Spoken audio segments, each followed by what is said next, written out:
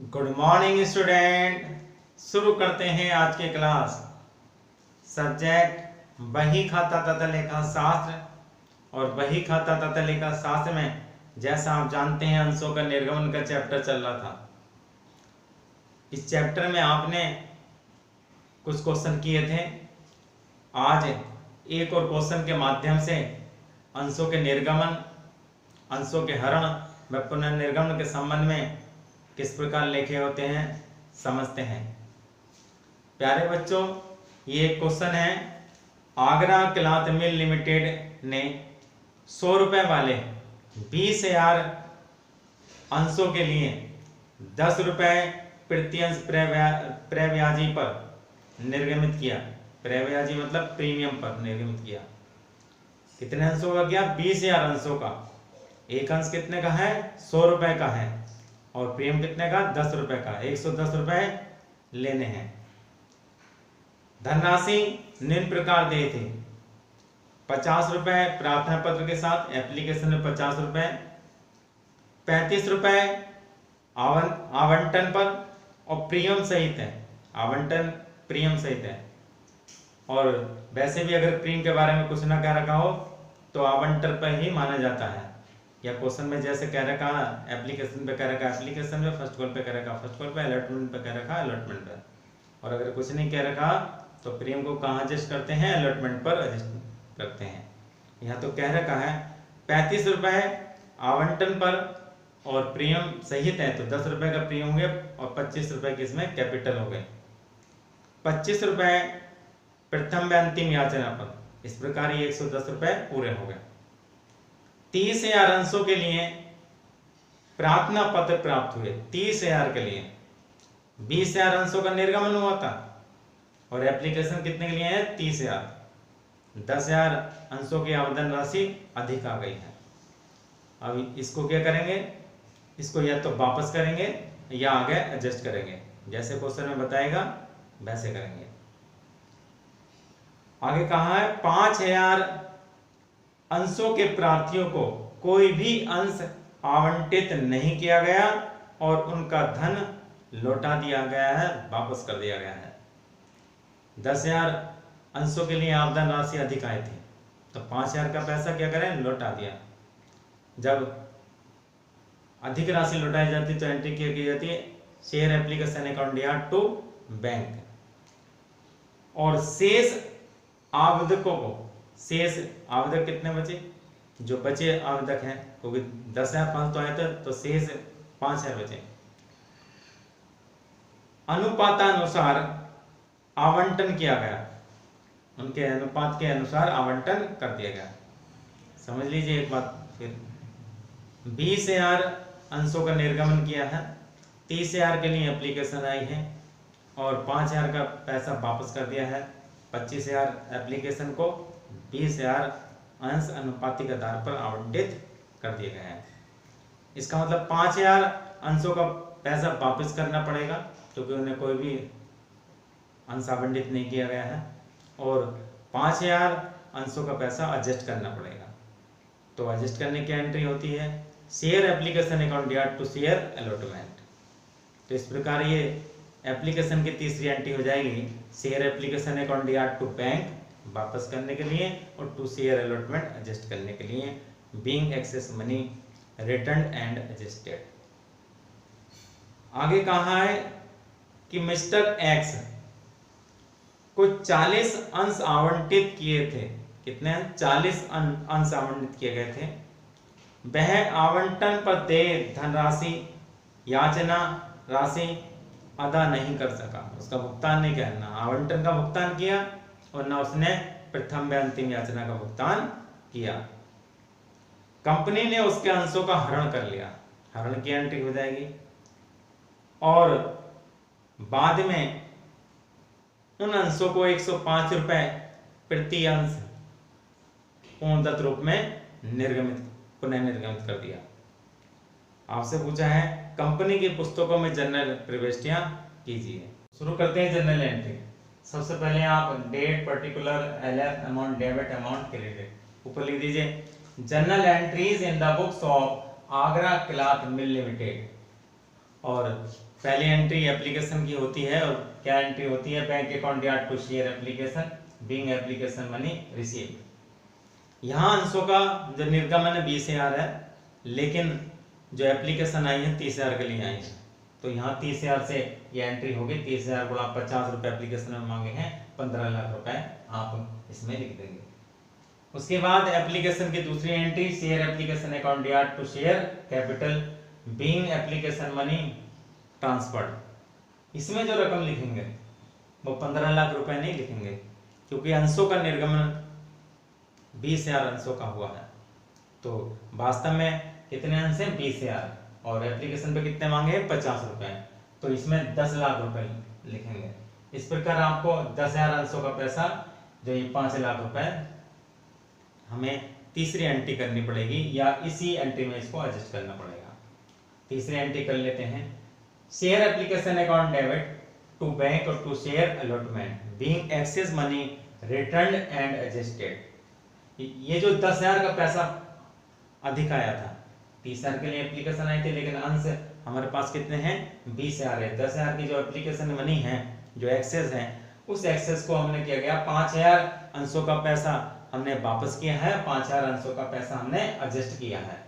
तो ये 10,000 अंशों का पैसा 50 रुपए के हिसाब से 5 लाख रुपए हो गए, और 5,000 अंशों का पैसा जो वापस कर दिया है, जिसको कोई भी अंश आवंटित नहीं किया था, 5,000 गुणा 50, 2,50,000 रुपए हमने वापस कर दिए, और जो शेष 5,000 बचे उसको हमने यहाँ अलॉटमेंट पे एडजस्ट कर दिया। 5,000 गुणा 50, 2,50,000 रुपए। इस एंट्री को हम दूसरी एंट्री में भी एडजस्ट कर सकते हैं। तो यहाँ लिख देते share application account yard to share capital to bank और टू शेयर अलॉटमेंट। ठीक, तो चाहे तो इसके हम दूसरी एंट्री में एडजस्ट कर दें, चाहे एप्लीकेशन की तीसरी एंट्री कर लें, लेकिन करेंगे कब, जब एप्लीकेशन अधिक आ जाती हैं, जितने अंशों का निर्गमन होता है उससे अगर अधिक के लिए एप्लीकेशन आ जाती हैं, तो ये जो अधिक आती है एप्लीकेशन मनी, उस मनी को क्या करना पड़ता है, एक्सेस मनी को रिटर्न करना पड़ता है, वापस करना पड़ता है, या आगे उसे एडजस्ट करना पड़ता है। और उसके लिए एंट्री होती है share application account debit to bank और to share allotment being excess money returned and adjusted. अब करते हैं आवंटन की एंट्री। तो अलॉटमेंट की क्या एंट्री होती है, share allotment account debit to share capital to security premium reserve account, क्योंकि यहाँ प्रीमियम था, प्रीमियम नहीं होता तो share allotment account yard to share capital being allotment money due. रकम लिखेंगे इसमें 20,000 अंशों का निर्गमन हुआ, 35 रुपए मांगे हैं, 7 लाख रुपए हो गए। अब इसमें 10 रुपए का प्रीमियम है, तो 25 रुपए की शेयर कैपिटल हो गई। तो 20,000 गुणा 25 और 20,000 गुणा 10, 5 लाख रुपए कैपिटल में, 2 लाख रुपए सिक्योरिटी प्रीमियम में। दूसरी entry bank account yard to share allotment being allotment money received. ये इस क्वेश्चन की मेन एंट्री है। इसमें रकम देखिए 7 लाख रुपए अलॉटमेंट पर लेने हैं, 2,50,000 रुपए इसमें घटा देंगे क्योंकि वो एडजस्ट किए हैं। आप तीसरी एंट्री में देख सकते हैं share application account yard to bank to share allotment, और अलॉटमेंट में कितने रुपए लिखे हैं, 2,50,000 जो एडजस्ट किए हैं, 5,000 अंशों का पैसा एडजस्ट किया था, तो वो कम कर देंगे तो 4,50,000 रुपए। अब यहाँ काल्सिन एरियर भी है। एक व्यक्ति मिस्टर एक्स जिसे 40 अंश आवंटित किए थे, उसने आवंटन की राशि तथा प्रथम अंतिम याचना की राशि का भुगतान नहीं किया है, तो काल्सिन एरियर्स की निकाल लेंगे। आप वर्किंग नोट में काल्सिन एरियर निकालिए और लिखिए calculation of calls in arrear on allotment. लिखिए ऑन अलॉटमेंट में 40 अंश हैं और 35 रुपए अलॉटमेंट में मांगे हैं प्रीमियम सहित, तो 1,400 रुपए ये काल्सिन एरियर के होगा। लेकिन ये रियल काल्सिन एरियर नहीं है, क्योंकि अलॉटमेंट पे एक्सेस एडजस्टमेंट भी है, 2,50,000 रुपए का एडजस्टमेंट हुआ है। इसके भी इस एक्सेस मनी में पैसे होंगे, तो उस राशि को हमें निकालना है। तो माइनस एक्सेस एडजस्टमेंट कैसे निकालेंगे, 2,50,000 जितने राशि का एडजस्टमेंट हो रहा है अलॉटमेंट पर, इसके अपॉन में जितने अंश हैं मेन अंश 20,000 जो अंश आवंटित किए जा रहे हैं, गुणा जिस व्यक्ति जितने काल्सिन एरियर पर हमें निकालना है। इसे 40 अंश आवंटित किया था, 40 अंशों पर निकाल लेंगे तो 20,000 अंशों पर एडजस्टमेंट है 2.5 लाख का, 40 अंशों पर कितना एडजस्टमेंट है, राशि आ गई 500 रुपए। इसके फालतू आए हुए हैं, तो 500 रुपए कम कर देंगे, 900 रुपए की काल्सियन एरियर होगी। कितने की होगी?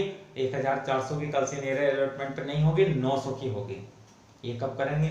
जब एक्सेस मनी अलॉटमेंट पर एडजस्टमेंट हो और काल्सियन एरियर अलॉटमेंट पर हो, तभी इस प्रकार हम काल्सियन एरियर इसकी निकाल लेंगे।